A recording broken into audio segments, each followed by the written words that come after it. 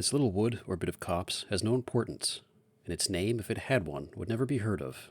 The holding or losing it is a mere grain of sand in the balance of the war.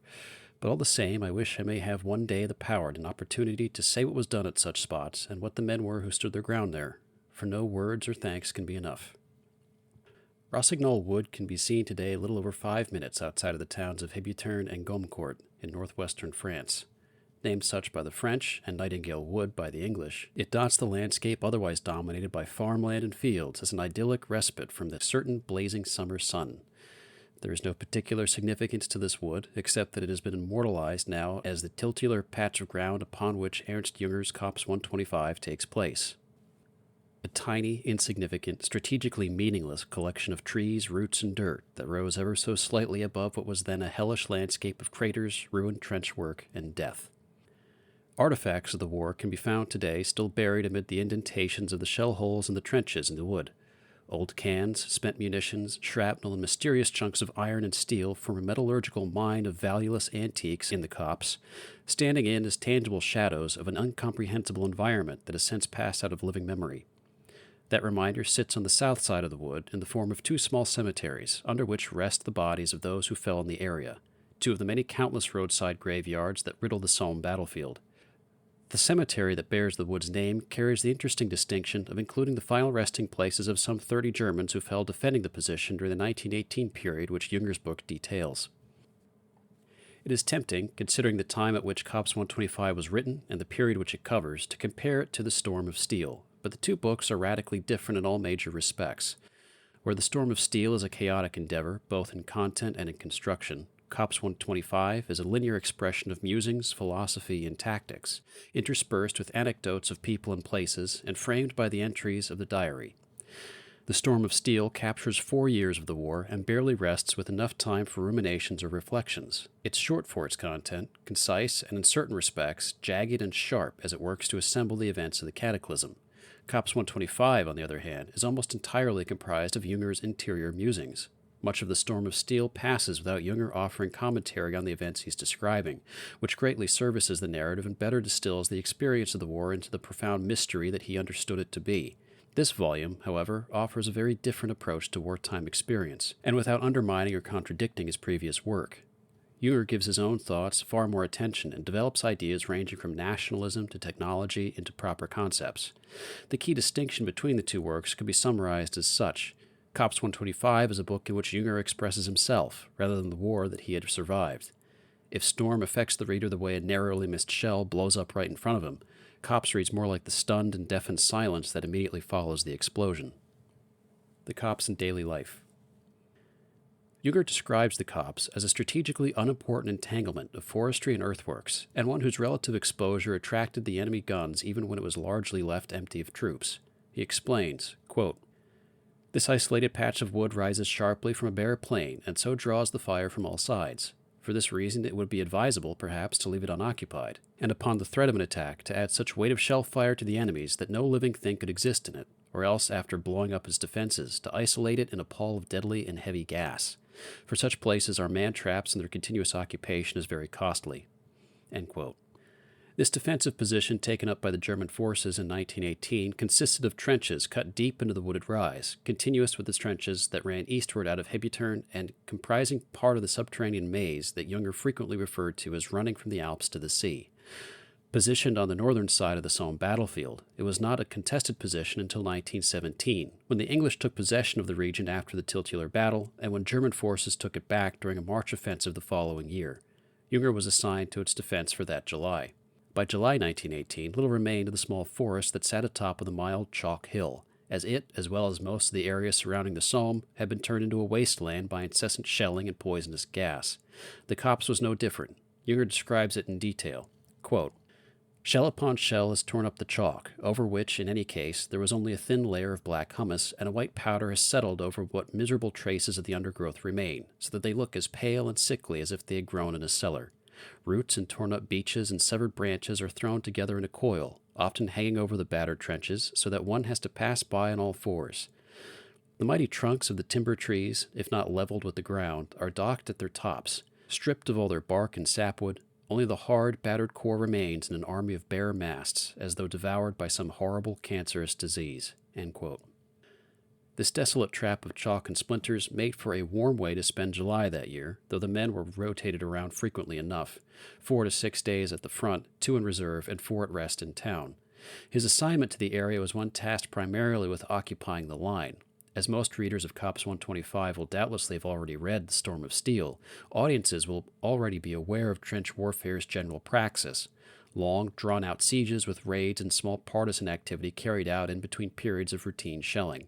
Full-blown offensives along various parts of the line interrupt the daily life along the trench only periodically. This means that most of the book's narrative is consumed with back-and-forth passages of ex post facto ruminations on the war seamlessly integrated with sections drawn straight from his diaries.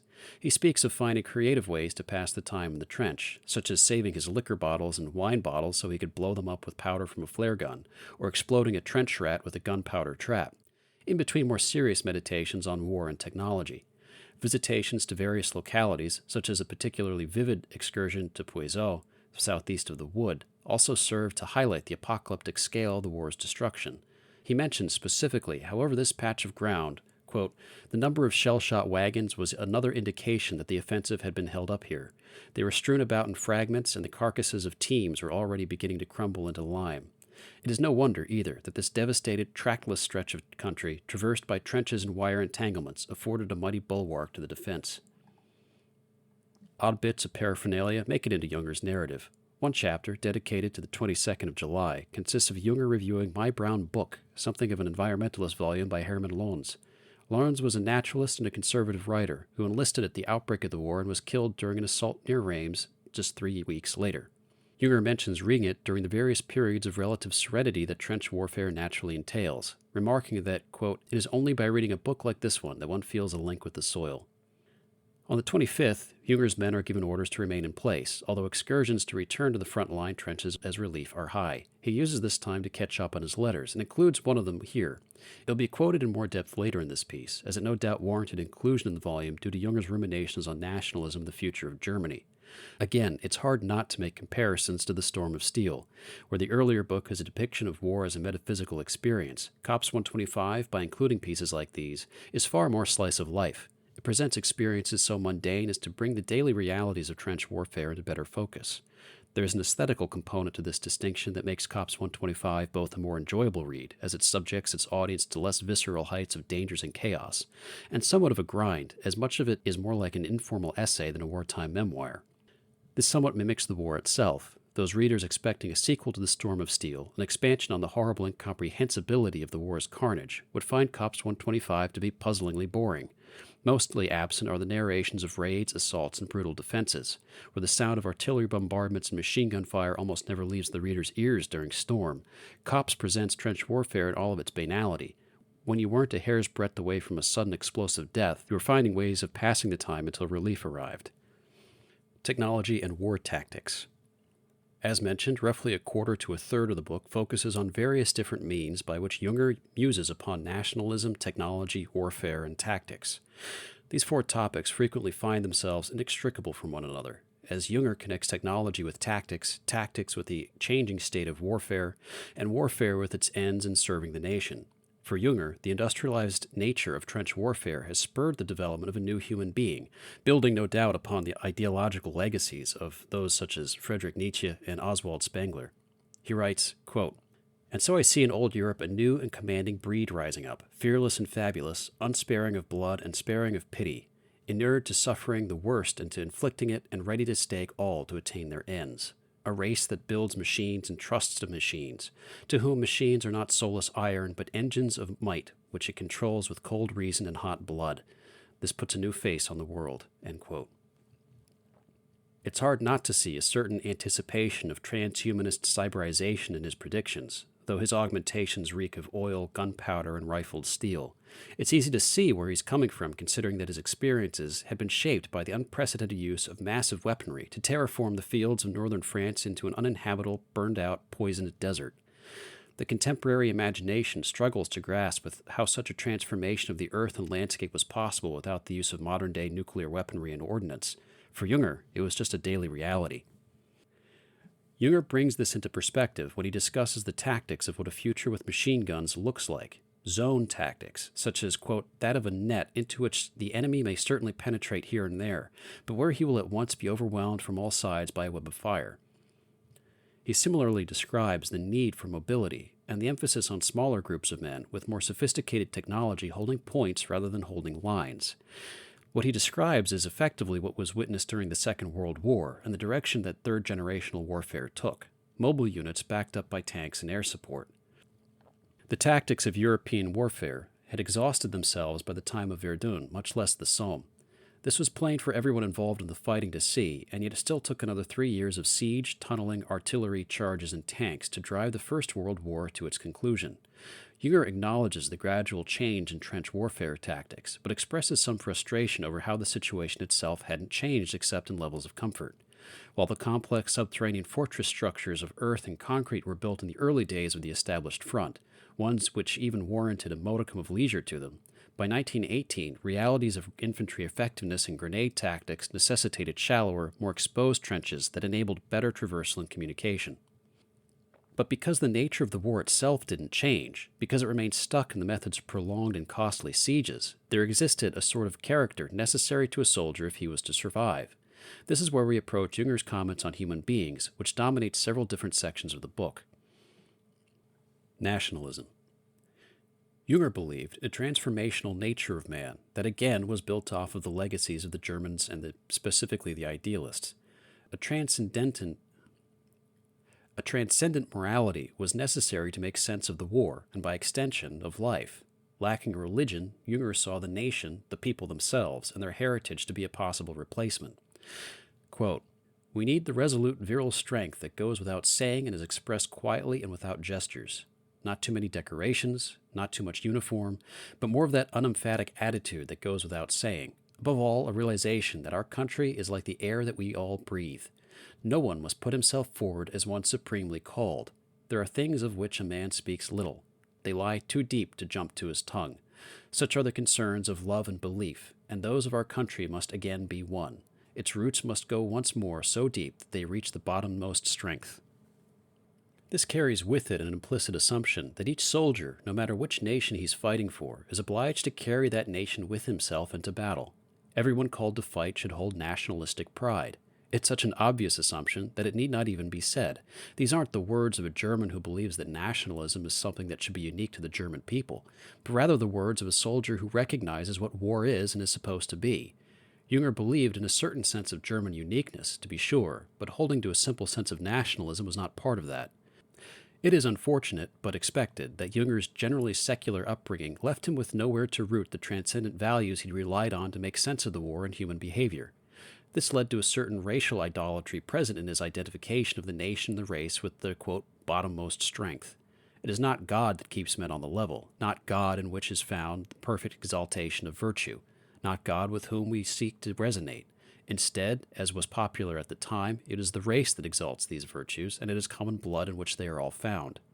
This is worth commenting on, not out of a liberal squeamishness over racialism, as readers of this blog should recognize, but rather because Jünger's thought at this time falls so perfectly in line with similar modes of thought today, that of reactionaries unsure of, unaware of, or unwilling to come to terms with the truths of the Catholic faith.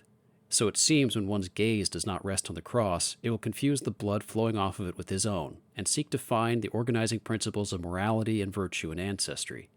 Jünger's long life ended after a year or so's time with the sacraments, however, as he converted at the end of his centenarian life, while his thoughts immortalized in Copse 125 were sprung from the pen of a man just shy of 30.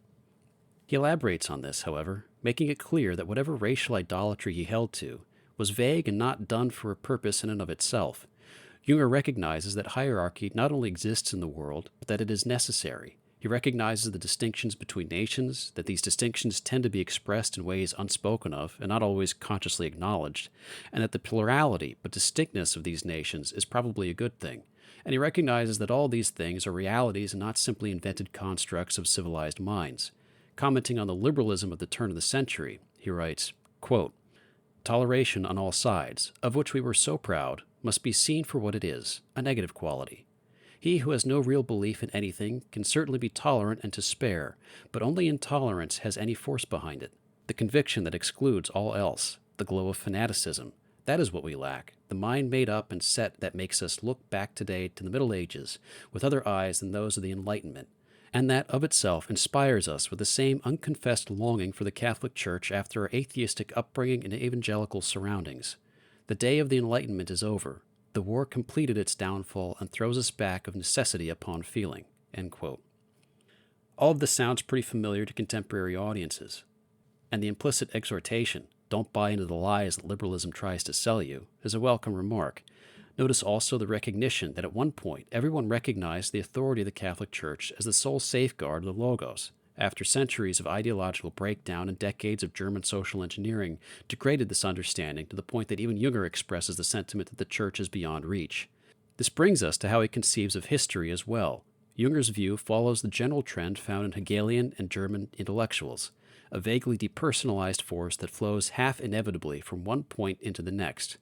Jünger may have had certain private interests in holding to such a depersonalized view, particularly at the time, and it reveals itself in most of his early work, even on the topic of defeat.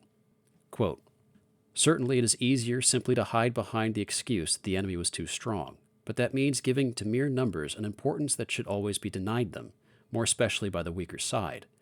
The experiences of life should always be taken as a challenge and never made into excuses. Whether the enemy won by a preponderance of material, whether he stood more solidly behind his cause, whether his workmen showed more intelligence, greater readiness for sacrifices and a closer bond with the state, whether his tactics overcame us, whether he bribed more recklessly, whether there was a deeper patriotism in his leading men, whether he had a better government, whether he had more railways or fewer illiterates, it will always come to a difference which must be overhauled and outbid. In this way alone, and not by talking about it, can the right to conquer be created." End quote. There's a certain interest in abdicating, for the enemy, the responsibility due to the victor. In any conflict, he wants to believe there is no one who wins so much as someone who loses. This is a strain in Jünger's thought that pervades all of his early work and continues through much of his life. He speaks to an unwillingness to directly grapple with defeat, although he appropriately acknowledges that no excuses should be served up by the loser, as excuses provide breeding grounds for weakness and sloth to fester. He offers this as an explanation that ultimately holds no one to account. It is as if to rob a victor of his right to claim by insisting, "No, it's our fault that we lost." True, sometimes it is. But that's part of the deadly equation of battle. Sometimes you are simply bested. Sometimes you do everything right and still lose. There's something admirable in guarding against automatically blaming the enemy for their strength, but it's not appropriate to generalize such losses the way that he seeks to. Conclusion.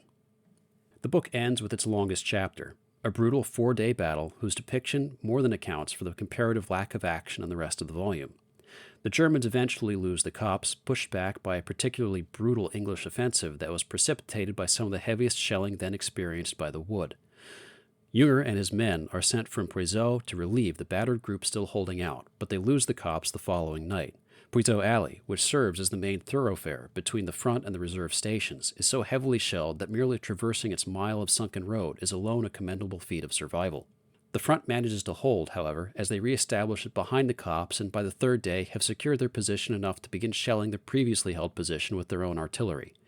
Jünger and his men, those of that battalion still alive, are recalled, their job done. Failed, admittedly, but as Jünger admits, through no real fault of their own either in administrative or disciplinarian senses. It's hard not to write a glowing review of the book. This republication of Copse 125 by Rogue Scholar Press affords contemporary audiences a look at the dimension of warfare that the Storm of Steel leaves out. Its narrative is looser, more forgiving, and more personal, yet at the same time more grandiose in its aims. It synthesizes together the genres of memoir, essay, and tactical survey in order to produce a work far more insightful and enjoyable than first appearances might indicate. Jünger takes the time to lay out the battlefield, explain the landscape, and place landmarks into the geography of the region for the reader.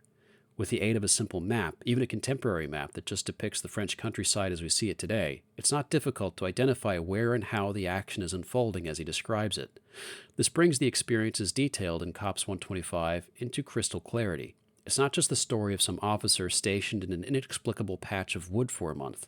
It's the chronicle of real events, and Jünger's efforts to specify these details underscore it all.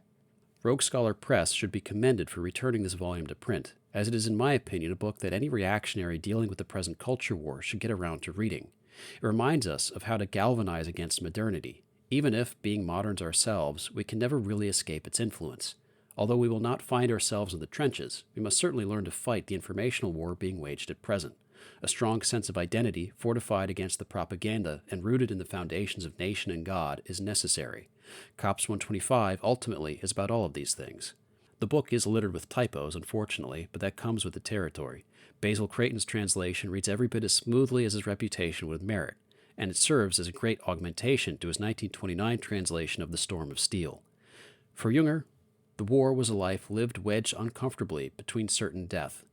That discomfort was the same felt by the steel ingot as it gets subjected to molten temperatures and hammered between the mallet and the anvil.